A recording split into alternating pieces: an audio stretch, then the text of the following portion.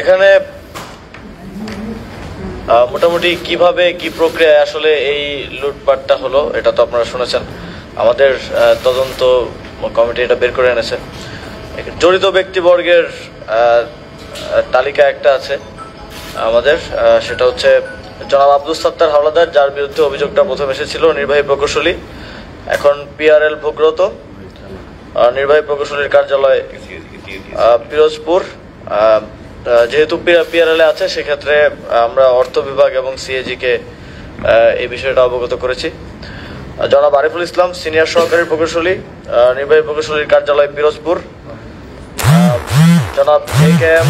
মোজাম্মেল হক খান, A K M. Mozammel Haque খান, হিসাব রক্ষক, নির্বাহী প্রকৌশলীর কার্যালয় পিরোজপুর এলজিইডি। জনাব মোহাম্মদ জাকির হোসেন মিয়া, সাবেক উপজেলা প্রকৌশলী, নাজিরপুর উপজেলা। জনাব মোহাম্মদ বদরুল আলম, উপজেলা প্রকৌশলী, ভান্ডারিয়া উপজেলা। জনাব হর্ষিত সরকার, উপজেলা প্রকৌশলী, সদর উপজেলা। তাদেরকে সাময়িক বরখাস্ত করা হয়েছে। জনাব রিপন হাওলাদার, সার্ভেয়ার, নেশারাবাদ উপজেলা এলজিইডি। জনাব মোহাম্মদ আদনান আক্তারুল আজম, প্রকল্প পরিচালক, সাময়িক বরখাস্ত। জনাব সুশান্ত রঞ্জন রায়, পিআরএল ভোগরত, প্রকল্প পরিচালক। জনাব মোহাম্মদ সৈয়দ মোহাম্মদ আলী, পিআরএল ভোগরত, প্রকল্প পরিচালক। জনাব কাজী মিজানুর রহমান, পিআরএল ভোগরত, প্রকল্প পরিচালক। যারা পিআরএল ভোগরত অবস্থায় আছে তাদের ব্যাপারে ব্যবস্থা নেওয়ার জন্য আমরা অর্থ বিভাগ এবং সিএজি কে অবগত করেছি। আর আমাদের মন্ত্রণালয়ে এখনো যারা আছে তাদেরকে সাময়িক বরখাস্ত পূর্বক ডিপার্টমেন্টাল যে মামলা রুজু করা হয়েছে।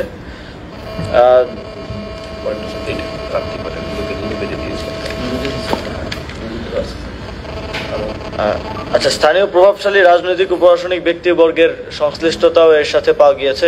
এর আগেও আপনারা এই বিষয়ে নিউজ করেছেন।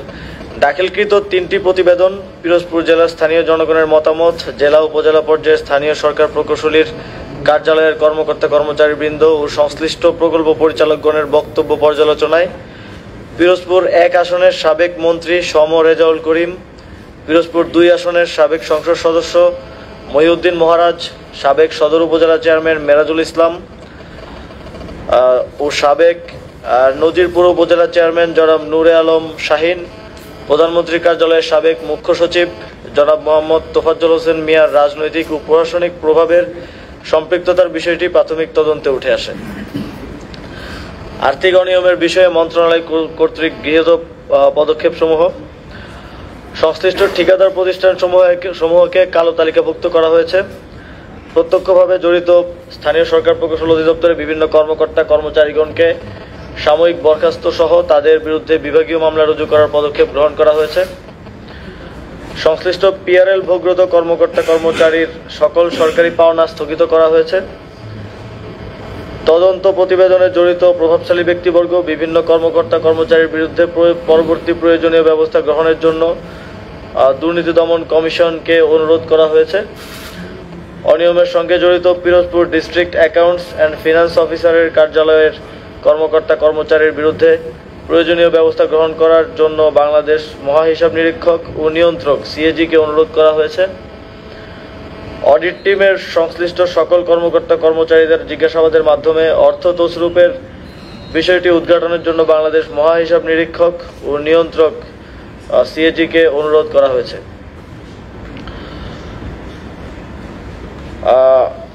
অর্থাৎ আপনারা হয়তো ইতিমধ্যেই বুঝতে পেরেছেন যে আমরা তো বিগত ফ্যাসিবাদী সময় অনেক লুটপাটের কথা শুনেছি, বিভিন্নভাবে আমরা সেটা দেখেছি, কিন্তু এটা একটু ইউনিক এই জায়গা থেকে যে পিরোজপুর জেলার স্থানীয় সরকার প্রকৌশল অধিদপ্তরের কর্মকর্তাদের অংশগ্রহণে এবং এছাড়াও আরও যেই বডিগুলো প্রয়োজন হয় অর্থ বিভাগ সহ তাদের সম্পূর্ণভাবে কার্টেল করে একসাথে যোগসাজশ করে এই লুটপাটটা করা হয়েছে, যেখানে ইভেন কাগজে কলমেও কাজ দেখানো হয়নি।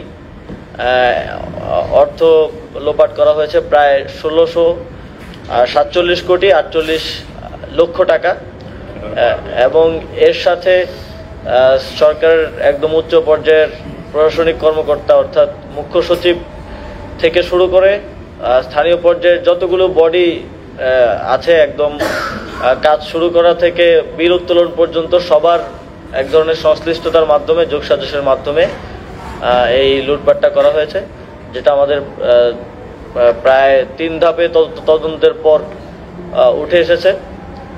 এবং এ বিষয়ে সংশ্লিষ্ট যারা পিআরএল ভোগ্যতা আছেন তাদের ব্যাপারে ব্যবস্থা নেওয়ার জন্য দুদক, সিএজি তাদেরকে আমরা লিখেছি, এবং যারা আমাদের মন্ত্রণালয়ে এখনো কর্মরত ছিলেন আমরা সাময়িক বরখাস্তপূর্বক বিভাগীয় মামলা রুজু করেছি। এবং এই যে লুটপাট, এর সাথে যারা জড়িত, যাদের ব্যাপারে প্রাথমিক তদন্তে উঠে এসেছে, তাদেরকে কোনোভাবেই ছাড় দেওয়া হবে না। তাদেরকে সর্বোচ্চ যেন দৃষ্টান্তমূলক শাস্তি হয়, যাতে করে এ ধরনের লুটপাট করার সাহস আর কখনো কেউ ভবিষ্যতে দেখাতে না পারে, সে বিষয়ে আমাদের মন্ত্রণালয় যথাযথ ব্যবস্থা নেবে।